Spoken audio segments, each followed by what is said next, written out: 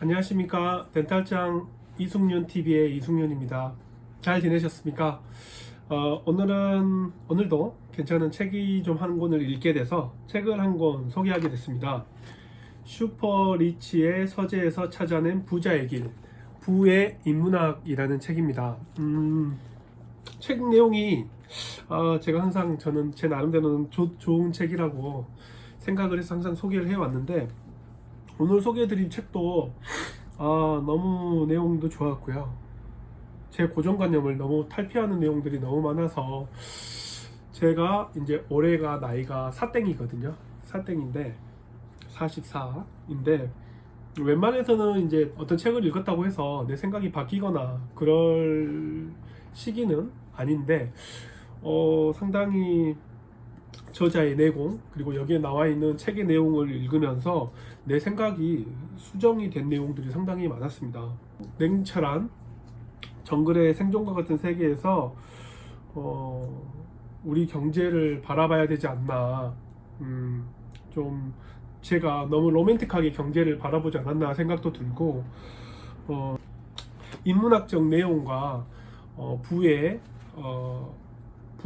부자의 삶, 부의 투자, 이거와도 상당히 접목시킨 내용이어서 한번 소개해 드려 보려고 합니다. 그러면 우리 책으로 한번 들어가 보도록 하겠습니다.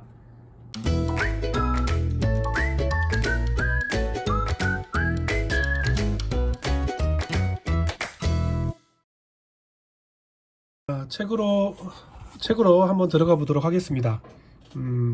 이제 프롤로그로 거인의 어깨에 올라서면 비로소 보이는 것들, 그리고 내용으로 들어가 보면요, 제1장은 노예의 삶을 선택한 사람들 해가지고 몇 가지 이슈가 좀 나오죠. 진보 정권에 집권하면 부동산 가격이 오를까?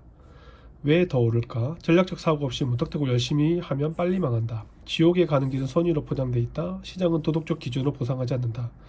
도시의 파괴한가는 폭격이 아니라 임대료 통제 정책이다. 경제 민주화는 경제 침체를 가져온 첩경이다.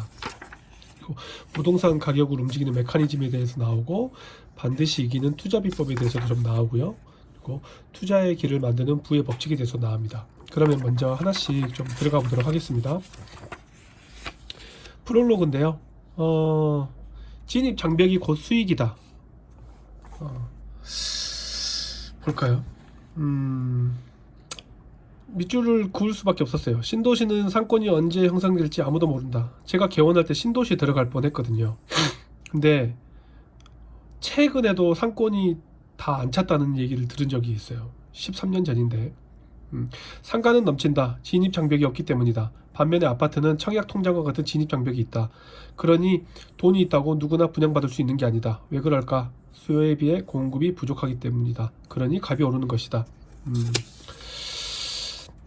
그런데 상가, 빌라, 단독주택이나 오피스는 청약 통장이 필요가 없다. 왜 그럴까? 수요보다 공급이 넘친다는 뜻이다. 진입 장벽이 없다면 수입도 별 볼 일 없다. 게다가 구분 상가는 통제권이 없다. 혼자 갈아엎을 수 없다는 얘기다. 전체 상가의 의견에 따라 할 뿐이다. 독립적인 상가는 뭘까? 그게 꼬마 빌딩이다. 그래서 꼬마 빌딩이 유행인 적이 있었죠. 국부론을 읽으면 그런 말이 나오는데요. 불쾌하고 불명예스러운 직업일수록 수입이 많다. 그래서 저자가 집창촌에 투자를 했다고 합니다. 부동산 투자를 행동으로 옮기는 게 정말 대단하죠. 살아남으려면 자본주의 게임의 법칙을 익혀라. 나는 월급쟁이가 적금을 들어서 부자가 된 걸 보지 못했다. 회계사 사무실을 운영한 친구가 있다. 들어보니 사업으로 돈을 벌어서 부자 된 기업은 몇 안 되고 거의 공장 부지나 사업과 같은 부동산이 올라서 부자가 되었더라. 대부분의 사업가는 부동산, 주식 가격이 올라서 부자가 되었다. 이것이 진짜 현실이다. 근본이 화폐가 사라지면서 환율이 태어났다. 근본이 원래 1, 2차 세계대전 끝나고 세계의 금을 3분의 1 미국이 보유하게 됐죠. 그래서 브렌트 우주 협정 체제가 만들어졌고요. 그래서 달러 기축통화가 됐는데, 베트남전을 참전하면서 막대한 달러를 쓰니까 프랑스가 달러를 금으로 교환해달라 그랬죠. 그리고 금 인출 소동이 일어나니까 닉슨 대통령이 금태환 중지를 선언하고, 근본이 화폐제도가 사라지면 돈을 마구마구 찍어낼 수 있기 때문에 인플레이션이 발생하죠. 그렇기 때문에 이 순간부터 근본주의가 폐지된 순간부터는 바로 부동산 가격은 오르고 빚의 가치는 떨어지기 마련이다. 이게 이제 자본주의 법칙이라는 거죠. 빚을 내서 부동산을 투자하면 장기적으로는 항상 실패할 확률이 없다고 얘기합니다. 다만 빚은 원리금을 갚을 수 있는 범위 내에서 얻어라 라고 얘기하고 있고요.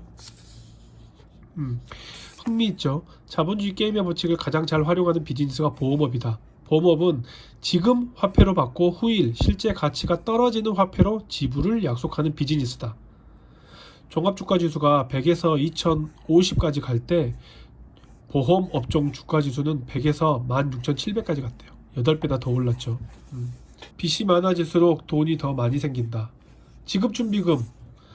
혹시 여러분들은 돈을 누가 만든다고 생각하세요? 만약에 이 질문에 조폐공사가 돈을 찍은다고 생각을 하면 당신의 경제 점수는 10점입니다. 왜냐 그러면 지급준비율이 10%거든요. 돈은 제가 만들 수도 있고요. 여러분이 만들 수도 있습니다. 대출을 받는 순간 돈은 만들어지게 됩니다. 제 말을 이해하지 못한다면 경제 공부를 새로 하셔야 됩니다. 결국 돈은 빚으로 생겨난다. 자, 그래서 노예의 삶을 선택한 사람들 내용으로 한번 들어가 볼게요. 왜 진보 정권이 집권하면 부동산 가격이 오를까? 왜 그럴까요? 밀턴 프리드먼이 이거에 대해서 답을 해줬다고 합니다. 옛날에 밀턴 프리드먼과 케인즈가 되게 유명을 했었죠. 케인즈는 밀턴 프리드먼은 작은 정부를 선호했고요. 케인즈는 실업률을 낮추고 경기를 부양하기 위해서 정부 지출을 가는 재정 정책을 강화해야 한다고 했지만 밀턴 프리드먼에 따르면 케인즈의 정책은 장기적으로 봤을 때는 물가 상승을 초래하고 정부가 민간이 할 사업을 빼앗는 구축 효과 때문에 경제를 살릴 효과도 없다고 합니다. 그래서 그렇게 화폐를 찍어내 버리면 노동 가격, 상품 가격 상승 말고는 아무것도 효과가 없다고 주장합니다. 만약에 정부가 실업률을 타파하고 경기 부양을 위해서 재정 지출을 늘려서 도로를 건설했다고 해보자. 아무도 도로 건설비를 내지 않았고 새로운 도로는 생기고 좋은 일만 생긴 것 같지만 밀턴은 화폐 보유자 모두가 그 도로 건설비를 댄 것이라고 말한다. 왜냐? 사람들의 실질 구매력이 감소했기 때문이다. 돈을 많이 찍으면 돈의 가치가 떨어지니까 구매력이 감소하죠. 진보 정권은 언제나 큰 정부를 지향한다. 복지 정책을 확대하는 걸 좋아한다. 처음에는 경기 부양이 되지만 이후에는 인플레이션이 찾아온다. 인플레이션이 찾아오면 자산 가격이 상승한다. 고로 부동산이 오른다. 특히나 또 아파트라든지 이런 공급을 많이 하게 하지 않죠. 건설 경기를 부양 안 한다는 명목으로 공급을 막아버리니까 그래서 더 부동산이 오를 수도 있는 것 같아요. 이 부분이 상당히 좀 인상이 깊었어요. 지옥으로 가는 길은 선의로 포장되어 있다. 하이에크. 하이에크가 남긴 말이래요. 지옥으로 가는 길은 선의로 포장되어 있다. 최저임금제, 임대료 규제 정책 이런 것들이 다 처음에는 좋아 보이죠. 그렇지만은 자영업자의 경영 환경을 악화시키고 실업률도 최고치를 경신하게 하고요. 임대료 규제 정책도 나중에 나오지만 임대료를 규제해버리면 그 도시가 가장 빨리 피폐해진대요. 누군가는 먼저 부자가 돼야 한대요. 추수감사절, 미국의 추수감사절 보면 청교도들이 공동생산, 공동분배 방식으로 농사를 지었죠. 계속 흉년이 들어요. 그러니까 지도자가 올해부터는 각자 도생이라고 선언하고 개인에게 땅을 나눠주고 각자 책임하에 농사 지으라고 했더니 풍년이 들기 시작했다. 그래서 공물을 올리고 감사제를 올리게 된 게 추수감사절의 유래래요. 덩샤오핑이 하이에크를 초대해서 중국 인민이 배불리 먹고 살게 하려면 어떻게 하면 됩니까? 라고 물었자 중국 농민이 생산한 것을 자기 마음대로 처분할 수 있게 해주세요. 덩샤오핑이 그렇게 하니까 수확이 늘고 풍년이 왔다. 도시를 파괴하는 것은 폭격이 아니라 임대료 통제 정책이다. 임대료 통제 정책이 오스트리아 경제를 망치게 된 과정을 보면 임대료를 통제하니까 집주인은 유지 보수비 재산세를 내고 나니까 손해가 돼서 더 이상 집을 고치지 않게 됐대요. 새로 지을 집을 지을 자금이 축적이 안 되고 집은 부족하게 되고 주거 문제는 심각하게 되고, 또 다른 임대 통제 정책의 부작용이 세입자가 일단 나갈 생각을 안 해요. 임대료가 싸니까. 그러니까 세입자는 일자리가 생겨도 직장이 집에서 멀면 일자리를 거절했대요. 싼 월세집을 포기하기 싫으니까. 실업률도 올라가고 멀리서 출퇴근해야 되니까 교통비를 엄청 낭비하고, 집주인은 돈을 모을 방법이 없어서 주식을 안 사니까 경제 성장이 필요한 자금줄이 막히게 되고, 뉴욕이 그랬대요. 세입자가 죽어야지 빈집이 생길 정도로 세입자들이 안 나갔대요. 월세가 하도 싸니까. 그러니까 집주인도 집을 방치하게 되고 뉴욕은 슬럼화가 되었다고 합니다. 그래서 하이에크는 사유재산 제도만이 혁신할 수 있는 경제적 동기를 불어넣는다고 했습니다. 결국 땅은 주인이 있을 때 가장 잘 활용이 된다는 것이죠. 경제 민주화는 경제 침체를 가져오는 첩경. 여기서 이제 앞으로 여러 그 경제 이론에 대해서 얘기가 나올 텐데요. 여기 있는 책의 내용을 100% 저는 동의하지는 않습니다. 우리가 어떤 사회 현상이나 국가의 경제 문제에 관해서 해법이 있을 거라고 생각을 많이 하죠. 워낙 우리는 뭐 성문 종합이나 수학의 정석과 같은 그 바이블과 같은 책을 가지고 공부를 했기 때문에. 근데 제가 읽어본 경제 책에 따르면 그 나라의 경제력, 인구, 비교 우위, 자원, 인적 자원 등에 알맞는 경제 정책이 다 나라마다 다르답니다. 싱가포르는 싱가포르한테만 맞는 경제 정책이 있고, 우리나라는 우리나라한테만 맞는 경제 정책이 있는 거죠. 그러니까 결국 다른 나라의 경제 정책을 무조건 가져온다고 해서 맞는 내용이 아니라는 거예요. 하이에크의 노예의 길에 관한 책에 대한 내용인데요. 하이에크는 정치인이 인플레이션을 일으키기 쉽다고 경고했습니다. 실업률을 떨어뜨리고 정부 지출을 늘리는 방법을 주로 사용한대요. 투표해서 표를 얻으려고요.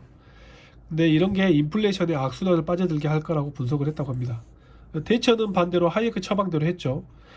높은 실업률을 감수하고 정부의 개입을 줄이고 창업을 권하고 개인의 소득세율을 낮추고 경제의 자유도를 높여줬대요. 그럼으로써 영국의 병을 치유하고 영국의 구조조정에 성공을 했죠. 하이에크는 노동조합도 위험하다고 경고를 했다고 합니다. 노조의 조합원이 받는 높은 임금은 비노조원의 임금을 일정 부분 떼어서 가져온 것이다. 그렇게 봤고, 우리나라도 이런 거 있잖아요. 자동차 노조의 조합원은 자기 자식들을 우선적으로 취업시킬 수 있도록 하는 희한한 특권 조항을 만들었다고 한다. 경제 민주화에 대한 하이에크의 경고를 그대로 옮겨보자. 대부분 사회 구성원들은 새로운 물질적 풍요를 가져올 수 있는 창조적 파괴와 같은 혁신으로 인해 자신의 소득이나 삶의 방식이 손해보거나 파괴되지 않도록 정부에게 끈질기게 요구할 것이다. 따라서 경제 문제를 다수결에 의존하는 것이야말로 경제 침체를 만들어내는 비법이다. 이렇게 말을 하고 있습니다. 부동산 가격을 움직이는 메커니즘 해가지고 서울과 지방의 부동산은 양극화될 것이다 라고 했는데, 한마디로 얘기해서 서울과 판교 같은 도시는 향후에 성장할 게 분명하지만 제조업 중심의 지방 도시는 침체기를 걷게 될 거란 얘기입니다. 무슨 말인고 하니, 토머스 프리드먼의 세계는 평평하다는 책이 있는데, 세계화에 힘입어 기업은 제품을 싸게 만들 수 있는 나라를 공장으로 옮겨간다는 거죠.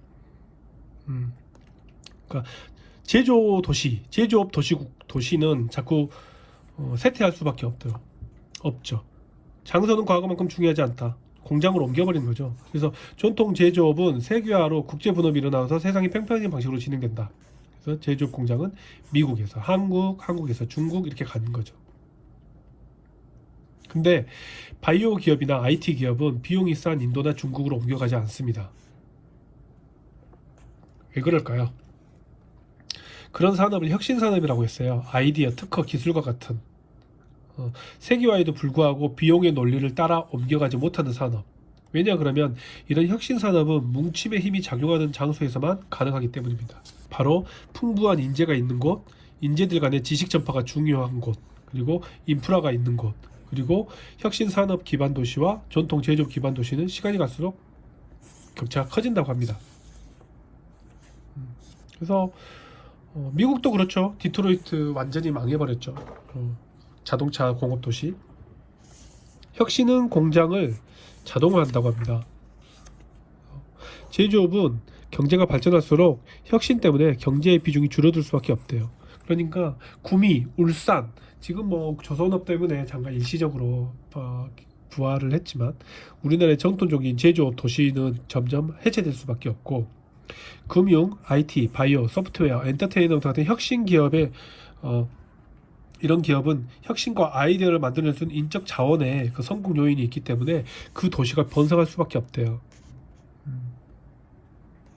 그래서 도시에 인재가 있는 이유는 첫 번째는 우연, 어떤 천재급의 인재가 우연히 시애틀이나 샌디에고에 자리 잡는 거, 그리고 인재는 뭉칠수록 새로운 아이디어가 혁신이 생겨나기 때문에 점점 모이게 되고요. 그리고 해당 지역은 보통 우리가 슈퍼 도시는 인재들이 되게 살고 싶은 곳이라고 합니다. 그래서 제조업 지방 도시는 쇠퇴할 가능성이 높죠. 울산, 창원, 구미, 거제도, 군산 같은. 그리고 서울, 판교 주목하시기 바랍니다. IT, 금융, 바이오, 엔터테인먼트 같은 혁신 기업이 자리 잡아 부동산 전망이 좋다. 정부가 아무리 국토 균형 발전을 위해 지방 도시를 활성화하려고 하지만 성공하지 못할 것이다. 왜냐 그러면 제조업은 계속 중국이나 베트남 쪽으로 갈 거기 때문에. 차라리 낙후된 도시의 주민을 직접 도와주는 편이 효과적이다. 사람을 지원하는 방식으로 정책을 세워라 라고 합니다. 슈퍼스타 도시 서울에 투자하라. 그래서 결국 서울의 주택과 땅 소유자들이 큰 이익을 볼 거라고 얘기를 하고 있습니다.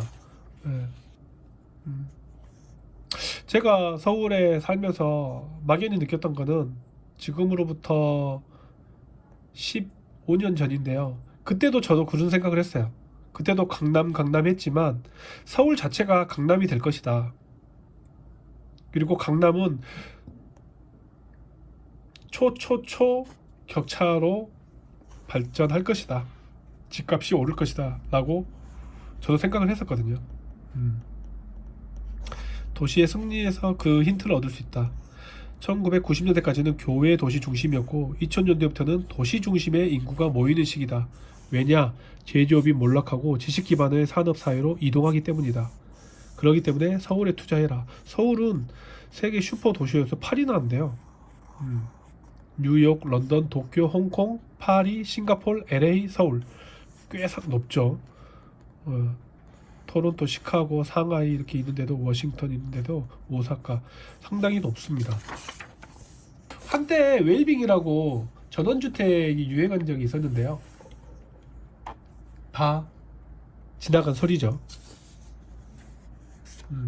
진정한 도시의 힘은 사람, 특히 인재에서 나온다. 인재가 가장 중요시하는 도시의 요소는 바로 자녀 교육과 안전이다.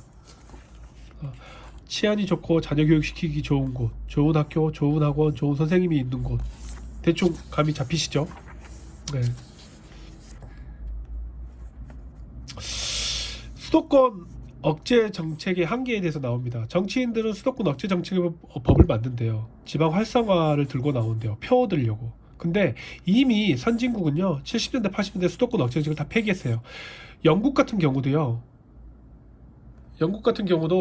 완전히 포기하고 런던을 어떻게 하면 더 슈퍼 런던으로 만들까 도시 정책이 완전 바뀌었어요.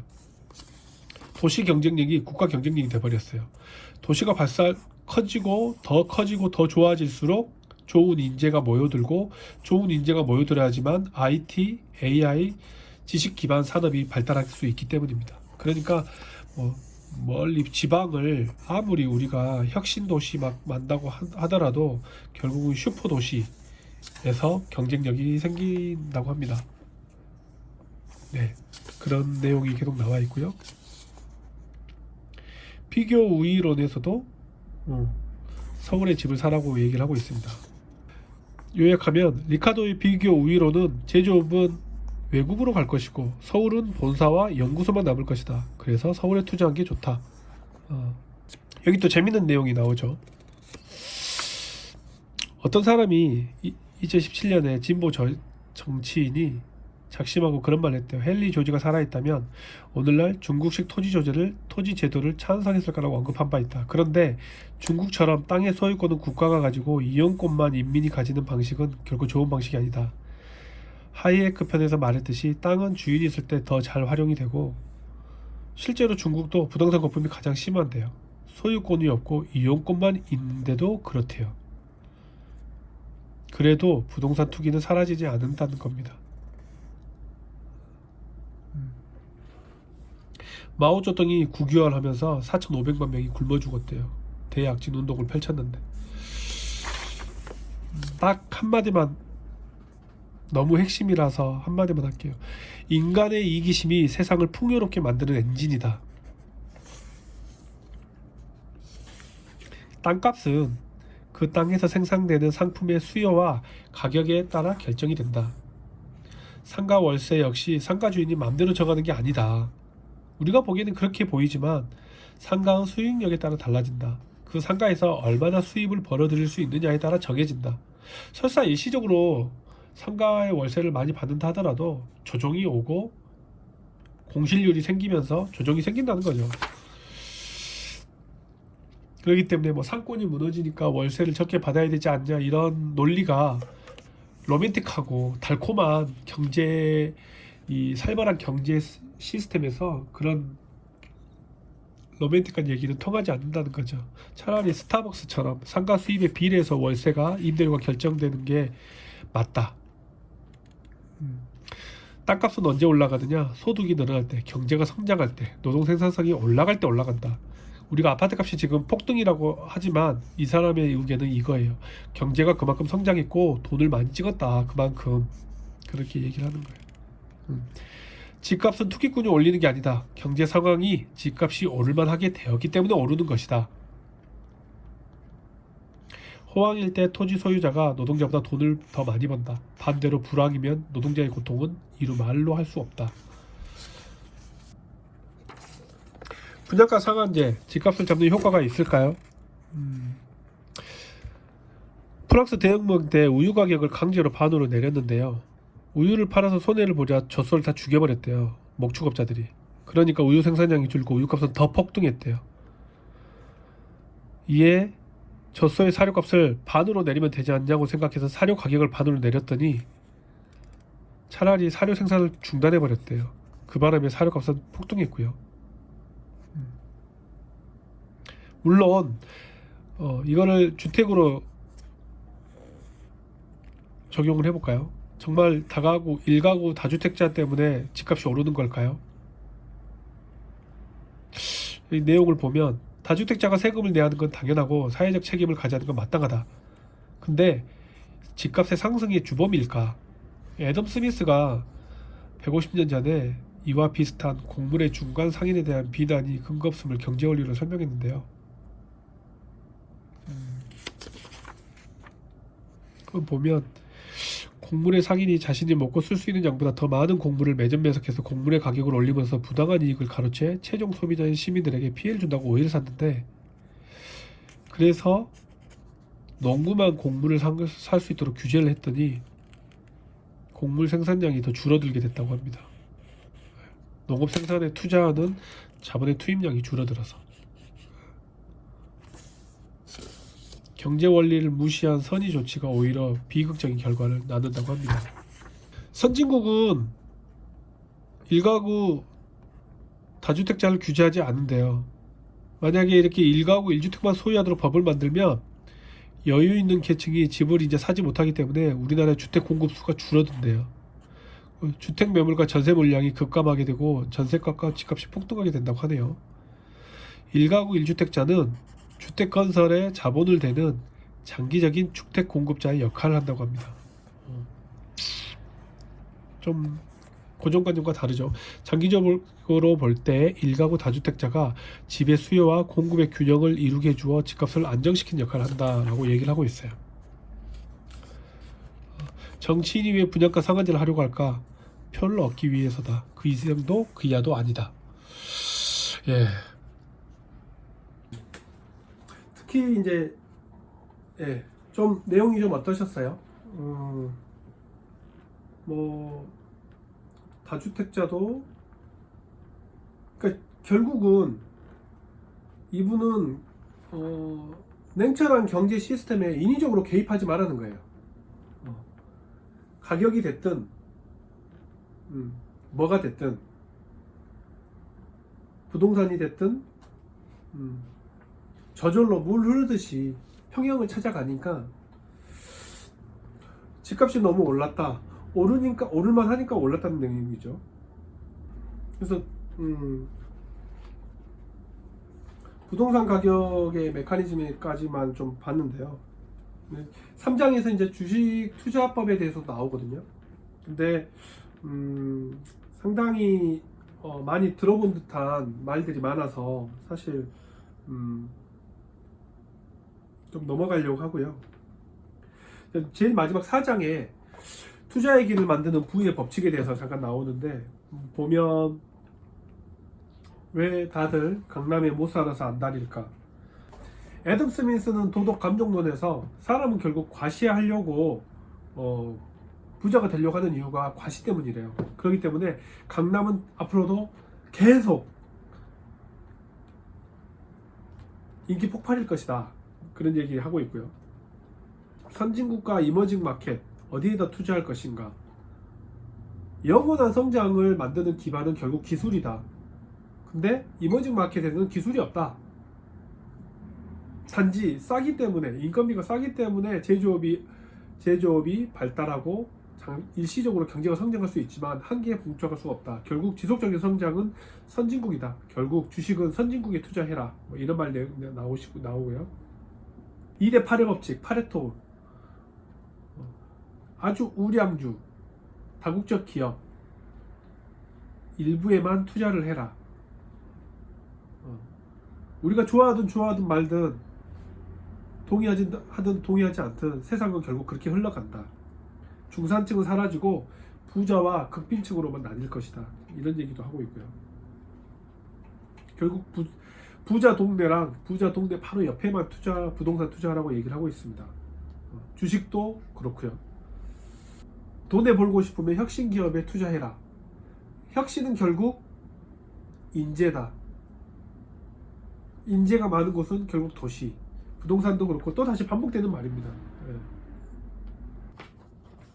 21세기 자본주의 책이라고 피케티 책이 한때 한번 유행한 적이 있었잖아요. 그 책을 읽으면서 누구는 세상이 잘못됐다고 불평할 수도 있는데, 피할 수 없으면 적응을 해야 돼요. 사실 이 책이 나오기 전까지는 경제가 발전하면 불평등이 사라지고 가난한 사람도 잘 먹고 잘 살 거라고 생각을 했죠. 근데 피케티의 21세기 자본, 이런 책에서 그걸 완전히 깨버렸죠. 그리고 부동산과 금융자산의 자본 이익률이 경제 성장률보다 높다는 것을 밝혀냈죠. 증명해냈죠. 결국 그리고 이 소득의 불평등의 해결책으로서는 전 세계적으로 누진적 고소득세와 자본소득세를 매기자고 주장했습니다. 전 세계적으로. 어느 한 나라에서만 고소득자 세금을 매겨버리면 그 나라의 부자들이 다른 나라로 가버린다는 거예요. 그러니까 세금을 피하기 위해서, 그러니까 전 세계에서 공통 한꺼번에 그래야 된다. 그러지 않으면 자본주의는 망할 거다 라는 말 하는데 공감이 가는 내용입니다. 교육비에 투자할까, 부동산에 투자할까, 유산을 물려줄까? 교육비 투자한 게 가장 자본이익률이 높다고 합니다. 나왔는데 대학 졸업장의 투자 수익률이 15%, 그리고 주식 투자 수익률보다 2배 높다고 하고요. 부동산 투자 수익률보다는 5배 높대요. 그러니까 교육은 시켜야 되는 걸로 정리하겠습니다. 미중 전쟁과 관련해서는 저자는 미국이 이길 거다라고 얘기를 하고 있어요. 절대 미국이 중국을 가만두지 않을 것이다 라고 얘기했고, 한국은 줄을 잘 서야 된다 라고 얘기를 하고 있습니다. 그래서 다시 한번 이 책을 읽으면서 제가 뼈저리게 느낀 거는, 경제라는 거는 아무리 우리가 동물이 아니고 도덕이 있고 이성이 있는 인간이지만, 우리 인간이 오고 가는 경제는 냉철한 정글과 같은 그런 세계고, 함부로 정부가 개입을 한다고 절대 해결이 되지 않는다는 것을 저는 이 책을 통해서 뼈저리게 느낀 것 같아요. 그리고 도시가 중요하다. 부익부 비리비는 앞으로 심해진다. 거기에 맞게 처신을 하는 수밖에 없다라고. 네. 근데 너무 좋은 책이고 그러다 보니까는 제가 이렇게 짧은 시간에 말로 다 설명하기가 너무 힘들었어요. 그렇지만 꼭 한번 읽어보시기 바랍니다. 덴타장 이승준 TV 오늘 방송은 여기까지 하고요. 구독, 좋아요 부탁드리겠습니다. 꼭 한번 읽어보세요. 정말 좋은 책입니다. 네. 그러면 저는 오늘 여기까지 하겠습니다. 여러분들 안녕.